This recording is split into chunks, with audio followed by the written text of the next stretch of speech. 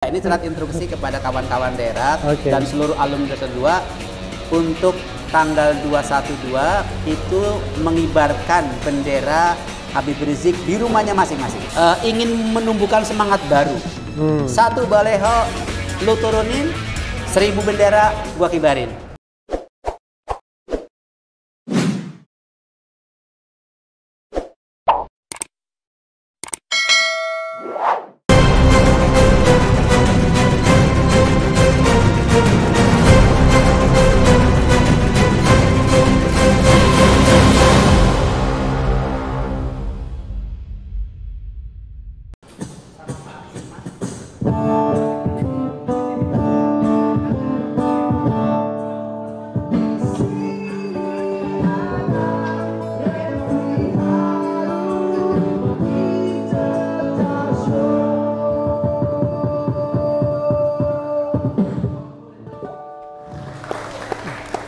Assalamualaikum warahmatullahi wabarakatuh, Sobat RH sekalian. Jumpa lagi kita di channel yang keren ini, Keren Cadas. Kali ini saya punya tamu, orang yang sangat penting kalau menjelang kegiatan 212. Jadi 212 itu bukan Wiro Sableng, tetapi kejadian politik sejak 2000 berapa tadi ya? 2016. Dan sudah reuni 3 kali, 2017, 2018, 2019, tapi 2020 COVID-19 dan konon juga tidak diberikan izinnya. Nah, saya bersama Ustadz Slamet Ma'arif. Assalamualaikum warahmatullahi wabarakatuh, Tad. Waalaikumsalam warahmatullahi Jadi wabarakatuh. kita salamannya gimana? Nggak boleh begini ya? Begini nggak boleh? Nggak apa-apa, kalau muslim sebenarnya nggak jadi masalah. Oh, nggak jadi masalah. Soalnya ada yang marahin saya kalau begini katanya. Jadi Ustadz, kalau di channel Refli Harun ini, ini di Cicarso ya, kita di Kopi Genta Museum Satria Mandala, Jalan Gatot Subroto, dan ini Ustadz yang kedua kalinya. Kehormatan.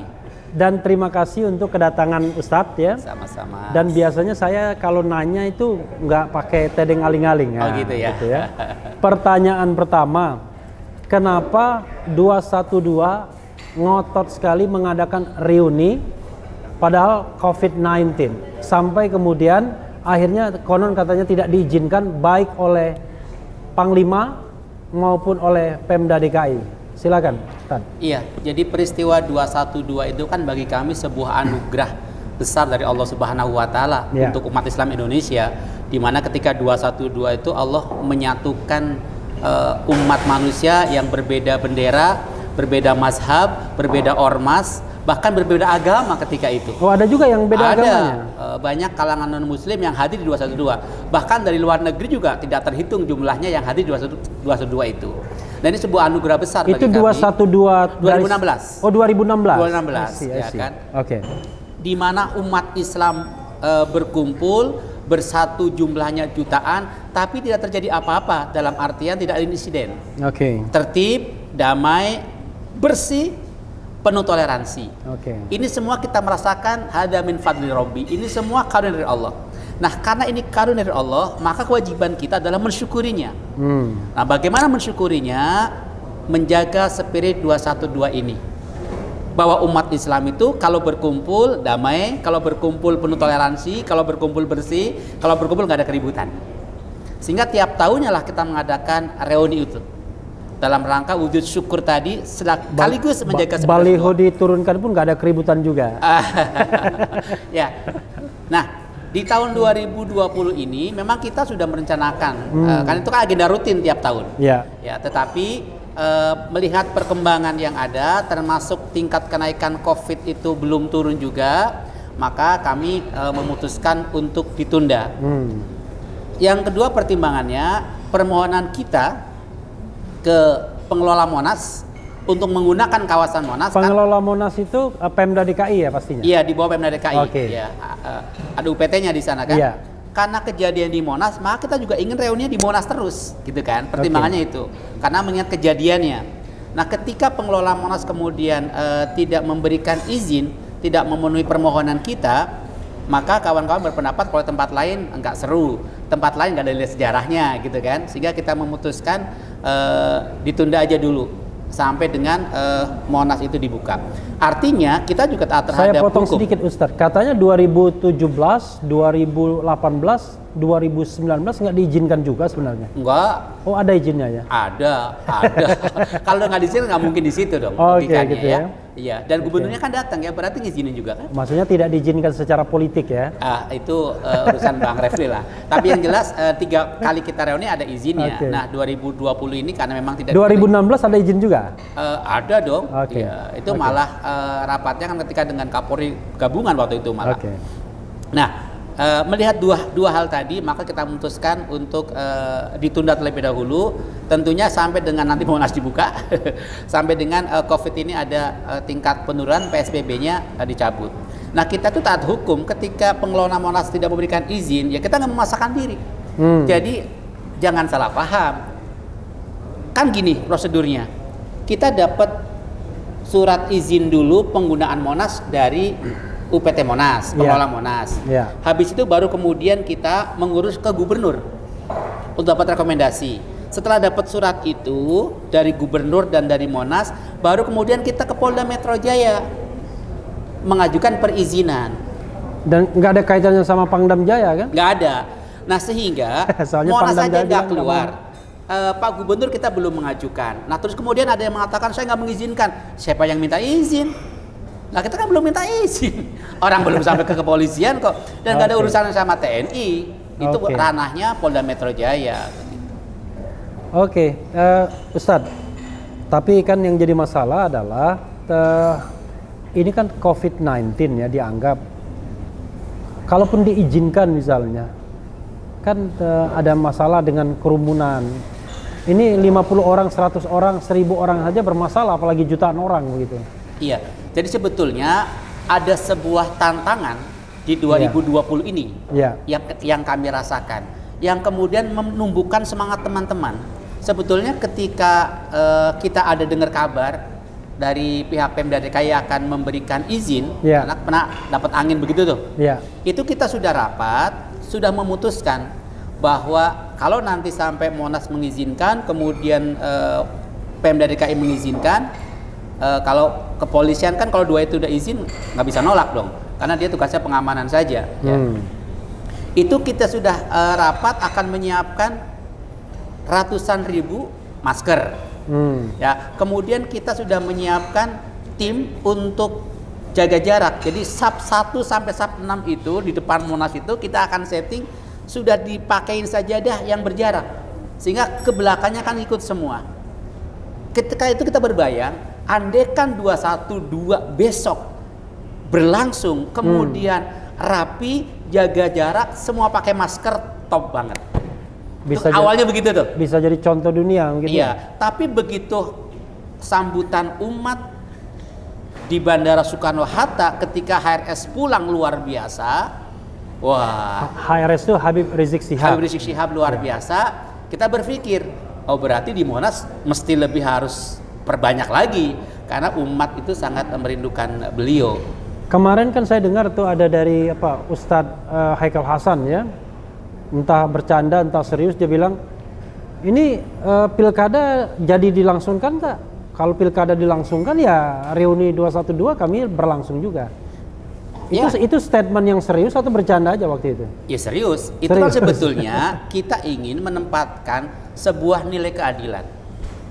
Ya kan? Karena kan dari 2016 sebetulnya kita tuntut keadilan. Spirit 212 itu adalah spirit semangat memperjuangkan keadilan sebetulnya.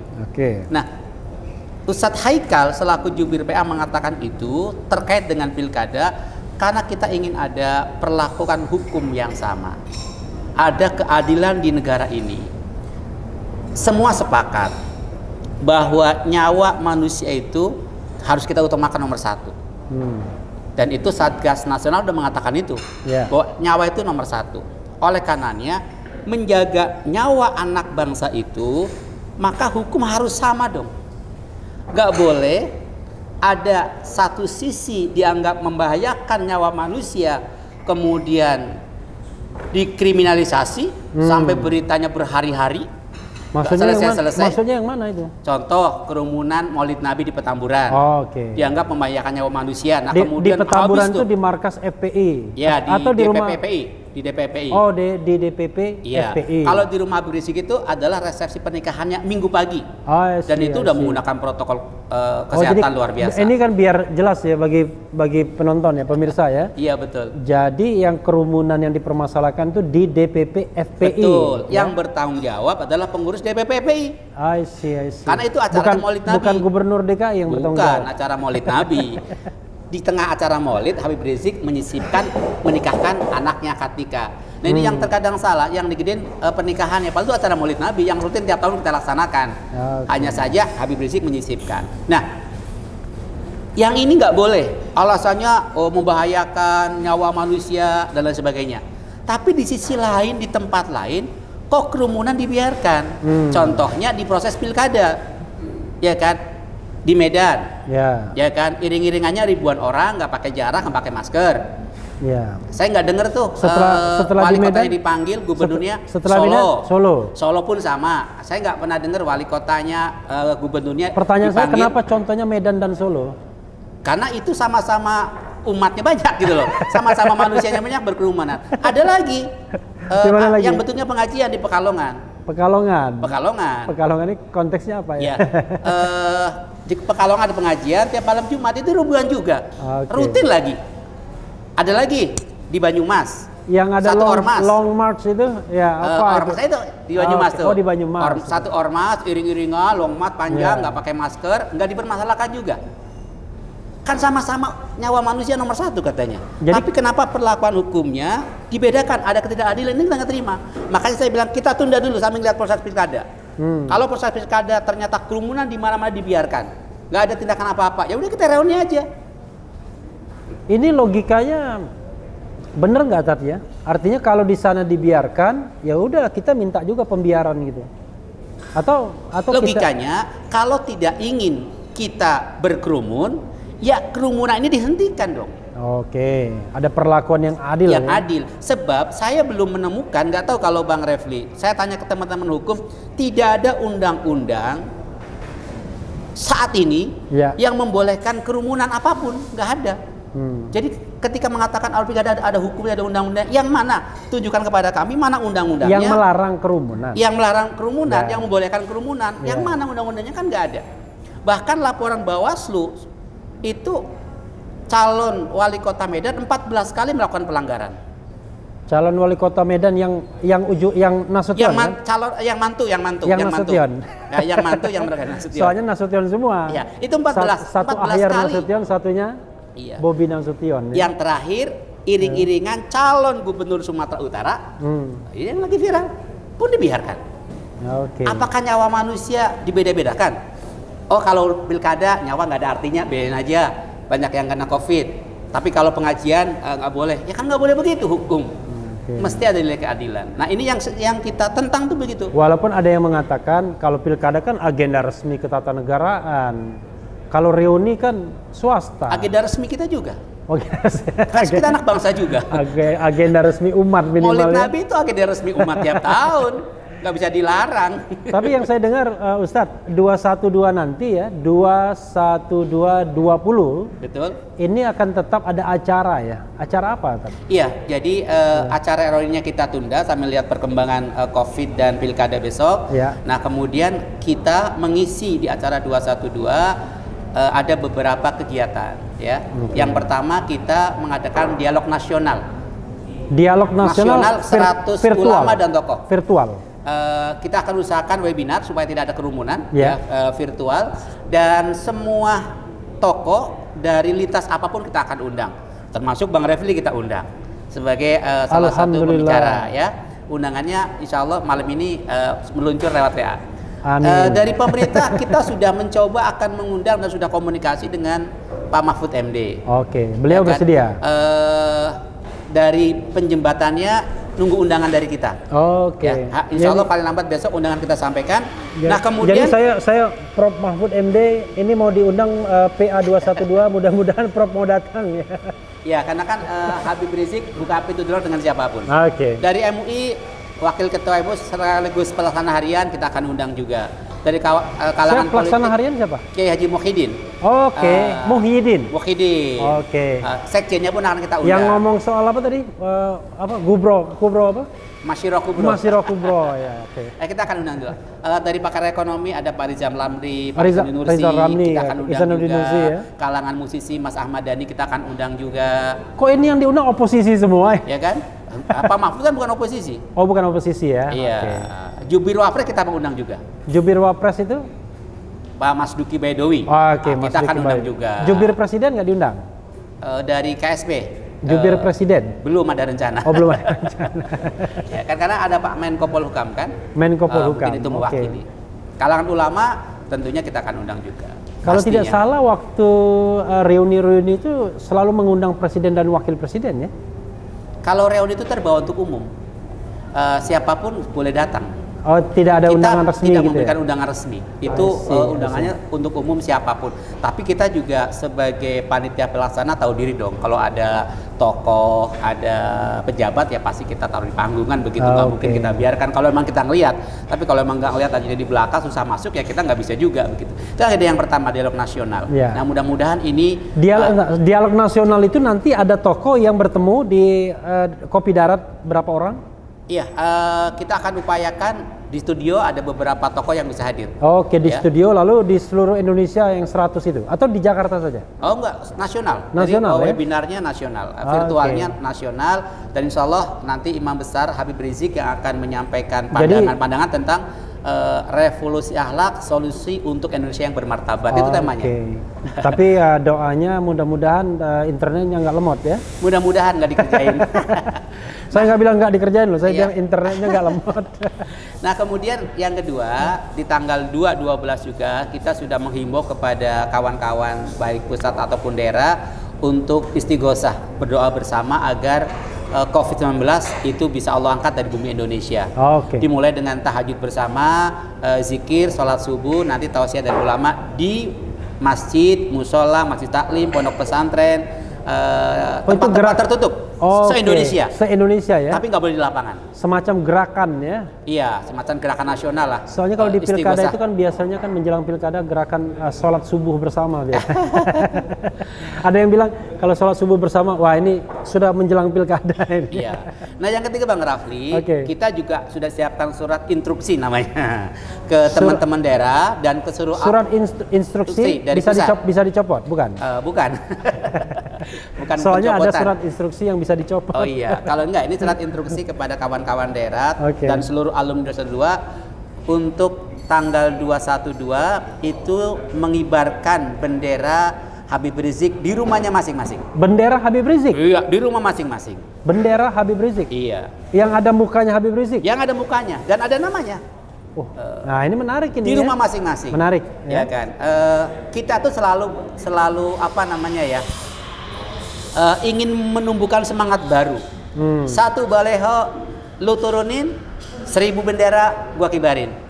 Tapi di rumah masing-masing. Katanya Ustadz Slamet sudah legowo itu diturunkan. Saya baca tuh beritanya. Nggak apa-apa diturunkan itu kan. Ya terima kasih diturunin itu kan. Sambutan selamat datang gitu. Iya. Jadi udah selesai, orangnya udah datang. Betul. Makanya kita nggak pasang baleho lagi. Tapi kita ganti bendera di rumah. Pernyataan ini satu menumbuhkan kecintaan. Bahkan ada teman-teman yang dari sekarang sudah bikin kaos gambarnya HRS. Itu udah luar biasa. Saya udah dapat kiriman dari berbagai daerah. Saya bilang buat apa itu kaosnya? Jadi dipakai 212, 2 Desember mau gua pakai gitu kan. Saya bilang kalau di rahasia telanjang dong. Jadi yang resminya itu HRS ya singkatannya. Iya, HRS. Bukan MRS. Bukan, HRS. Bukan ya, HRS. Kita ya. Itu buat sobat era Ahlussunnah wal Jamaah memuliakan zuriyah, makanya panggilnya habaib. Karena beliau memang resmi keturunan Rasulullah berdasarkan keterangan Robitoh Adawiyah. Robitoh Adawiyah itu organisasi yang merekod silsilah Nabi ya. Nabi sampai dari kepada Imam cucunya. Hasan Husain ya. Betul. Ya, itu agendanya. Oke. Nah, itu kan baru agenda yang virtual dan jarak jauh ya, walaupun gerakannya se-Indonesia. Tapi ada rencana juga untuk ketemu, katanya melihat sikon pilkada, melihat COVID-19 begitu? itu memang mau tetap direncanakan di Monas? Ya kalau pemerintah membiarkan kerumunan, kemudian Monas kalau begitu saya usulkan tanggal 21 Februari aja. Ya, itu kayaknya udah dibicarakan, tetap 212 kan, betul. Tapi 21 Februari. Iya. 21 Februari 57 itu pelantikan kabinet 100 menteri zaman Bung Karno. Ini ada 100 tokoh, ada 100 menteri ya. 100 menteri. Nyambung kayaknya. Bisa kita pertimbangkan, Bang Refli. Jadi alasannya kenapa? Mau diadakan di Monas, menghadirkan orang secara fisik, melihat sikon COVID-19 dan juga pilkada. Kan udah lewat momennya 2012. Apa nggak cukup dengan kegiatan yang tadi disebutkan Ustaz? Iya, kerinduan kawan-kawan untuk menjalin ukhuwah, untuk bertemu, untuk bersatu itu tinggi. Kita nggak bisa pungkiri, kita nggak mengadakan reuni Monas itu kawan-kawan daerah banyak yang sudah beli tiket, ya kan, untuk hotel di tanggal itu. Kemudian ada yang sudah nabung untuk sewa bis dan lain sebagainya, karena merindukan suasana yang susah diungkapkan. Kalau urusan hati kan susah. Ini menyangkut hati, sehingga mereka ingin ya udah nanti nunggu Monas dibuka aja lah, kita kumpul lagi. Yang penting kan nilai persaudaraan kita kumpul, hati kita bisa terjawab ini kerinduannya begitu. Masalahnya bukan apa, 212 ini bisa mengalahkan wukuf di Padang Arafah. Ya, dari wukuf di Padang Arafah yang hadir di reuni cuma 3 juta. Kita pernah sampai 13, sekian ya laporannya. Oke, menurut apa? Google Map? Iya, berdasarkan email yang aktif ketika itu. Oke. Ustadz, saya ingin bicara lebih agak politis ya. Tadi kan soal rencana. Saya bukan orang politis ini. Enggak apa-apa.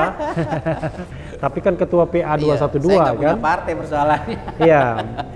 Kita tahu bahwa 212 itu sebelumnya 411 2016 itu kan tidak lepas dari konteksnya Pilkada DKI. Semua orang tahu kan, jadi frankly speaking kita ngomong. Efeknya ke Pilkada DKI. Iya, dan waktu itu juga ada the common enemy-nya, musuh bersamanya kan, salah satu calon gubernur DKI. Dan orang menganggap bahwa 212 2016 itu agendanya sangat politis sekali. Termasuk juga 411. Tanggapan Ustadz? Saya mau kaitkan dengan reuni-reuni berikutnya. Iya. Kalau pendapat penilaian orang itu kita nggak bisa larang. Tapi yang jelas munculnya 212 di tahun 2016 itu pendapat nggak boleh dilarang kecuali Anda kena undang-undang ITE gitu. Ya, itu memang muncul dari gerakan moral bahwa ada ketidakadilan terhadap seorang yang melanggar hukum, yang menodaikan misalkan agama. Terkesan ketika itu dilindungi. Terkesan ketika itu ada kekuatan besar yang melindunginya, sehingga hukum tumpul ketika itu. Nah, sehingga gerakan hati, gerakan moral nggak bisa dibiarkan. Di negara Indonesia yang ada 5 silanya disebut Pancasila, ada keadilan sosial kan, ada nilai keadilan, ya kan, sehingga kita menuntut keadilan, proses. Ini orang masih diproses, karena kita nggak ingin ke depannya ada pembiaran terhadap penoda agama, penista agama. Kita nggak pengen tuh, maka harus diproses. Nah, kebetulan si penista agama ini calon gubernur. Sehingga berefek kepada pemilihan gubernur. Kalau tidak calon gubernur nggak akan seramai itu? Ya mungkin nggak akan seramai itu, karena dia tokoh. Tapi yang jelas ketika itu kita muncul adalah gerakan menegakkan keadilan, melawan ketidakadilan terhadap si penista agama yang terkesan dilindungi dan dibiarkan. Oke. Kan itu 2016 Ustadz mengakui konteksnya untuk yang itu ya. Betul. Artinya memang tujuannya politik. Tapi 2017 ngapain diadakan lagi? 2018 orang pada waktu itu melihatnya dalam konteks untuk Pilpres. 2019 Pilpres sudah lewat, ngapain diadakan lagi? Kan tadi saya udah bilang, ini sebuah karunia. Kejadian 2016 itu yang harus kita syukuri. Jadi ada Pilpres, nggak ada Pilpres ya kita jalan. Justru kalau kemudian setelah Pilpres lewat kita nggak ada kegiatan, akan lebih dituding lagi tuh kan, betul politik, nggak ada Pilpres, nggak ada reuni. Jadi kita bukan pertimbangannya itu, pertimbangan adalah semata-mata kemanusiaan kalau sekarang. Oke. Tapi kan orang juga akan berpikir ya, ini kan yang namanya inputnya banyak sekali ya. baik itu input dari panitia sendiri maupun dari peserta yang datang, bahkan ada yang jalan kaki dari luar daerah dan lain sebagainya. Tapi tujuan yang hakikinya apa sih sebenarnya reuni 212 ini, Ustaz? Oke lah, kalau 2016 saya bisa underline, ini kan ada tujuan politiknya ya. 411 juga begitu, tapi 2017 itu apa? Jadi gini, saya ulangi bahwa gerakan kita tuh gerakan melawan ketidakadilan, gerakan memperjuangkan keadilan. Sehingga ketika ada ketidakadilan, ya kan, yang terus berlangsung, maka kami pasti akan memperjuangkannya, akan melawannya. Nah, persoalannya apakah sampai sekarang keadilan di negara ini sudah terwujud? Kan belum. Kita melihat masih banyak ketidakadilan di negara yang kita cintai ini. Perlakuan hukum. Contoh, kita punya berkas kurang lebih segini nih Bang Refli. Laporan kita ke pihak kepolisian terhadap penista agama, Abu Janda, Ade Armando, Denny Siregar, itu kita punya segini. Satu pun ada yang diproses.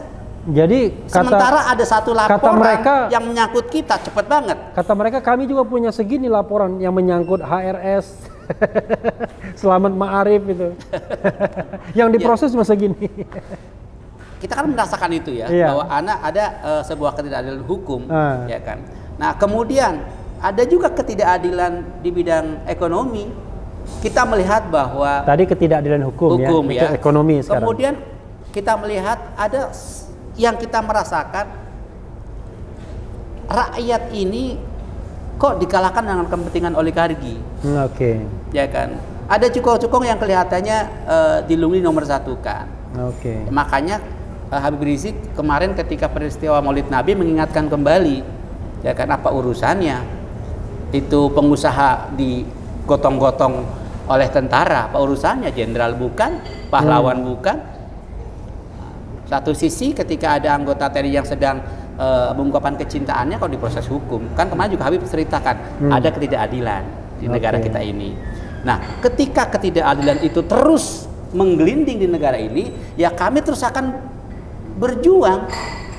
Kami ingin Indonesia tegakkan keadilan, hukum berlaku untuk siapapun, ekonomi berlaku untuk siapapun, nggak boleh dipilih-pilih, dipilah-pilah. Itu hukum ya, hukum soal apa tebang pilih penegakan hukum. Ekonomi soal ketimpangan ekonomi. Politik apa? Keadilan politiknya di mana, Ustaz? Gini, keadilan politik di negara lain yang kita lihat itu pemerintah pusat itu akan melindungi pemerintah daerah. Tugas pemerintah pusat mengayomi pemerintah daerah. Tapi di negara kita yang kita rasakan pemerintah pusat menjadi oposisi pemerintah daerah. Maksudnya pemerintah pusat DKI Jakarta oposisi terhadap pemerintah DKI Jakarta. Ini yang kita rasakan. Ini apa? Ini negara apa ini? Mana ada pemerintah pusat jadi oposisi pemerintah daerah? Dulu di Iran ada itu, Presiden Iran beroposisi terhadap Ahmadinejad, wali kota Teheran. Kan jadi lucu gitu kan, harusnya kan tapi Ahmadinejad kemudian menjadi orang nomor satu setelah itu. Ya makanya tambah kuat kemudian keyakinan dan pendapat kami, Polda Metro Jaya itu sejajar dengan gubernur. Apalagi nih? Kok dipanggil gitu? Soal pemanggilan. Iya kan? Kalau mau klarifikasi, ya datang loh ke kantornya gubernur. Apa nggak lebih terhormat? Kan klarifikasi. Ini kesannya bukan klarifikasi, jadi penyidikan begitu kan? Tapi kan Kapolda yang baru kan sudah datang. Ya kan proses itunya udah berlangsung. Proses klarifikasi. Ya, saya ingin kembali lagi soal keadilan politik tadi ya. Keadilan politik kok terkesan PA212 ya. Kok sepertinya sangat risau antara hubungan Pemda DKI dengan pemerintah pusat. Ya tadi karena kita melihat sebuah kenyataan yang secara logika kita nggak terima gitu kan. Logika kita mana ada mesti kan mengayomi. Karena ini PA212 asal ada kebijakan DKI yang ada peluang lu hantam habis gitu kan. Apa ini kan begitu. Sementara pemerintah yang lain kan enggak. Ya, tapi begini Ustadz, kalau kita mau ngomong terus terang ya kan ini semua kan persaingan politik aja. Jadi kalau yang Ustadz sebutkan tadi katakanlah Anies Baswedan maksudnya kan begitu. Kan dipersepsi sebagai calon pemimpin dari arus kanan. Sementara yang berkuasa sekarang arus kiri kan begitu, tengah kiri, tengah kanan. Kan sah-sah saja dalam politik. Tapi tidak boleh persaingan Gitu. politik kemudian mengabaikan nilai-nilai keadilan. Gitu ya? Iya, nggak boleh dong. Saya sih mancing-mancing aja. Nggak boleh. Ya kan? Karena negara mengayomi semuanya. Tapi Begitu. kelompok kiri bilang nggak adil juga nih, lagi pilkada DKI kok malah seperti gladiator. Suruh bertarung tapi kakinya dirantai satu. Yang nggak bisa maksimal. Akhirnya kalah. Artinya selalu ada persepsi itu kan. Kelompok kiri menganggap kelompok kanan nggak adil, kelompok kanan menganggap kelompok kiri nggak adil, kan selalu ada. Iya, makanya pandangan yang begitu. kuncinya berpegang kepada hukum undang-undang yang ada. Oke. Ya kan, jangan undang-undang ditabrak sendiri, Oke. bikin sendiri, tabrak sendiri. Oke. Ya kan, tegakkan aturan, tegakkan hukum yang ada, insya Allah rakyat terima. Kan kuncinya itu. Oke. Nggak boleh satu undang-undang berlaku untuk kelompok ini, tapi nggak berlaku buat kelompok ini, kan nggak boleh juga. Ya Ustadz, terima kasih banyak. Begitu Sobat Era sekalian, dicecar dengan Ustadz Slamet Ma'arif. Mudah-mudahan bermanfaat. Kita akan jumpa lagi pada kesempatan yang lain. Yang penting tetap di channel ini, karena di channel ini Anda akan dirayu, ditipu, dibaperin, dicecar, diuber pula di jalur khusus. Karena channel ini adalah channel yang mengancam, memeras, dan membenci. Jangan lupa subscribe, like, comment, and share.